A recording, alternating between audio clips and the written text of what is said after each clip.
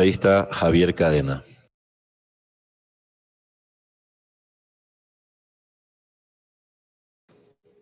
Buenas tardes, presidente. No sé si me escucha. Sí, buenas tardes. Sí, tengo salida. Buenas tardes. ¿Me escucha, presidente? ¿Me escucha, Escuchamos, presidente? asambleísta. Buenas tardes. Gracias, señor presidente César Sorossi. Un saludo a los colegas legisladores, al pueblo ecuatoriano, a la provincia del Cachi, y provincia a la cual represento. El día de hoy, la Asamblea Nacional se apresta a aprobar una ley muy importante que muchos ecuatorianos lo están esperando desde hace muchos años atrás. Esta ley de extinción de dominio, que más allá incluso de un membrete o de un ordenamiento jurídico, es una ilusión del pueblo para que esos capitales, esos bienes que han sido adquiridos a través de la corrupción, del narcotráfico, del lavado de activos, sean recuperados por el daño causado al Estado ecuatoriano, que hoy, más que nunca, necesita de esos dineros para reactivar la producción, atender la pandemia, atender la educación, atender muchas necesidades que necesita el pueblo ecuatoriano. Pero yo me pregunto, ¿será que está preparado el pueblo ecuatoriano y a lo mejor con una ley se cambie la actitud que necesitamos y que esperamos? ¿O será que tenemos que hacer una revisión global de todas las cosas? Esto demuestra de que tenemos, por ejemplo, un código integral penal que fue hecho para la impunidad y que hoy se tienen que hacer ajustes y nuevas leyes para poder combatir a la corrupción, una pandemia que es lapidaria para el Ecuador en los últimos años. Se quiere tapar el sol con un dedo. Hoy se quiere justificar la corrupción del actual gobierno, pero ya vivimos actos de corrupción de muchos años atrás en donde han escandalizado al país. Mire, el anterior Consejo de la Judicatura solicitó de que se haga una auditoría de bienes a los jueces y fiscales del Ecuador. ¿Dónde ha quedado eso? No hay una articulación en todos los estamentos del Estado, como debe de ser la justicia, la fiscalía, la Contraloría General del Estado.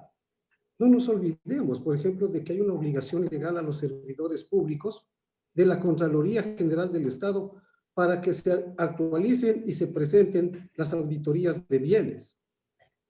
El tema sobre la hoja de los bienes que necesita presentar cuando inicia una gestión pública ante la Contraloría General del Estado. ¿Qué resultados hemos tenido de este organismo de control cuando más bien se ha dedicado a tapar muchas corrupciones y, lo que es más, a desvanecer obligaciones bajo otras presiones e incluso intereses políticos? Mire, yo he realizado un pedido de información para que se me haga conocer en vía administrativa las resoluciones que desvanecen la Contraloría General del Estado. Hace pocos meses atrás, de Hidalgo Hidalgo, una empresa manchada incluso en los actos de sobornos, desvanecida una glosa de 6-7 millones de dólares. Que nos hagan conocer. Y a eso es lo que se debe de intentar para que las cosas cambien. ¿Qué confianza podemos tener en operadores de justicia que de la noche a la mañana se han enriquecido? El pueblo común sabe y conoce de que en los últimos años el mejor negocio a lo mejor ha sido la política o estar en el servicio público para enriquecerse. Porque ha cambiado la impunidad, porque no se ha hecho el seguimiento de las cosas. ¿Dónde está la UAFE para ver el lavado de activos, los depósitos millonarios que tienen? Los depósitos y la compra de bienes que a través del registro de la propiedad se puede hacer los seguimientos. Pero ha habido la impunidad, ha habido la complicidad del Estado ecuatoriano. Servidores públicos que en 2 o 3 años han amasado fortuna, que en 2 o 3 años han salido de la pobreza, como bien se lo he dicho acá, que de la noche a la mañana son los nuevos millonarios del país. Y que no se venga a decir de que se necesita una ley como esta, para poder recuperar los capitales. Sí existen las herramientas jurídicas.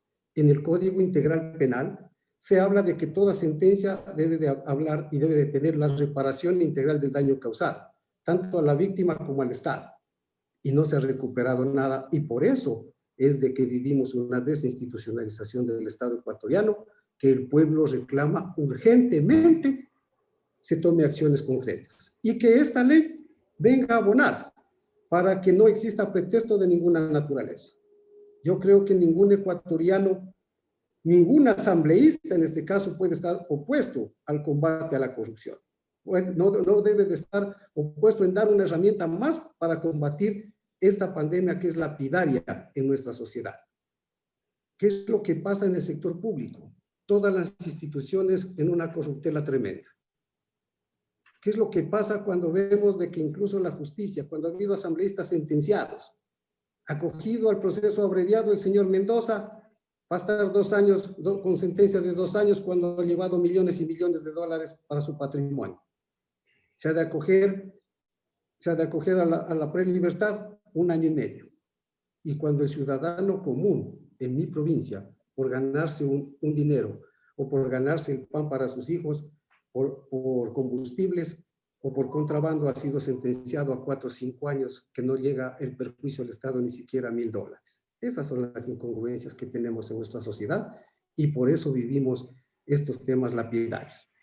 Yo quiero compartir lo que decía el asambleísta Henry Moreno, que sea este periodo legislativo 2017 y 2021 los primeros en ser examinados bajo este de pronto enriquecimiento ilícito o los bienes que pueden tenerse, justificando lo que se deba de justificar. La presunción de inocencia debe de estar bien sustentada en este sentido. Y recordar la resolución que hizo hace más de un año atrás, en donde se pedía a la Contraloría que examinen las cuentas de los asambleístas. No tenemos ningún resultado, y por eso es de que las autoridades del país, las instituciones, hoy por hoy no tienen credibilidad.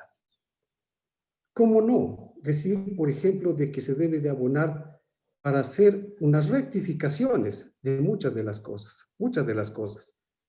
Hoy se habla, por ejemplo, en el artículo 28, en el inciso final, de que durará la investigación 12 meses y que será pedido del fiscal, podrá pedir al juez una prórroga de 6 meses más. Permítanme decirles, justicia que tarda no es justicia. Hoy tenemos en el COIP, por ejemplo, la indagación previa que dura 2 años. Y muchas veces fiscales que no han cumplido eso y hasta ahora no son capaces de cerrar las indagaciones previas, y ha quedado en la impunidad muchos y muchos delitos. Yo pienso de que no debe de ser esa prórroga de 6 meses, a excepción de que sean de bienes que estén en el exterior, por la cooperación internacional, pero los bienes que estén aquí en el Ecuador máximo deben de ser de 12 meses. Otra de las cosas, una disposición transitoria en donde se manifieste, señor presidente y al compañero presidente de la comisión, de que una vez de que exista sentencia en firme, por parte de la extinción de dominio, estos bienes deben de ser rematados o elevados a subasta pública máximo en 90 días. Caso contrario, el Estado ecuatoriano adquirirá o tendrá bienes y que la experiencia nos dice, botados, destruidos, incluso pagando dineros para su cuidado, que son ingresos para el Estado ecuatoriano. Debe de ser ágil, necesitamos recursos económicos para atender los muchos problemas que tiene en estos momentos el Estado ecuatoriano. De igual forma, sobre la monetización de los dineros, de los bienes que se recuperen, deben de ir al erario nacional, porque vamos a caer en un tema de inconstitucionalidad. Las preasignaciones está prohibido en nuestra Carta Magna, y yo creo que se debe de distribuir para muchos factores. Estamos de acuerdo de que se debe de eliminar la mendicidad de la niñez, darles a nuestros jóvenes, pero yo pienso de que para no caer en la inconstitucionalidad se podría establecer para proyectos sociales en general, la reactivación económica para nuestros emprendimientos. Aprobamos una ley de emprendimiento y ni un tan solo centavo ha dado el gobierno nacional para reactivar la economía a través de este mecanismo.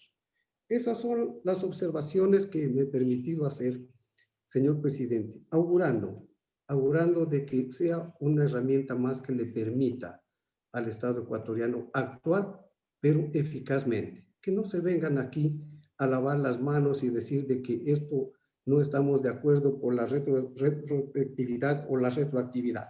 Lo que necesita nuestro país es una justicia que ejecute y dé los resultados contundentes, que se recupere la plata, que se quite y se persiga a tanto testaferro que ha prestado sus nombres para poner los bienes.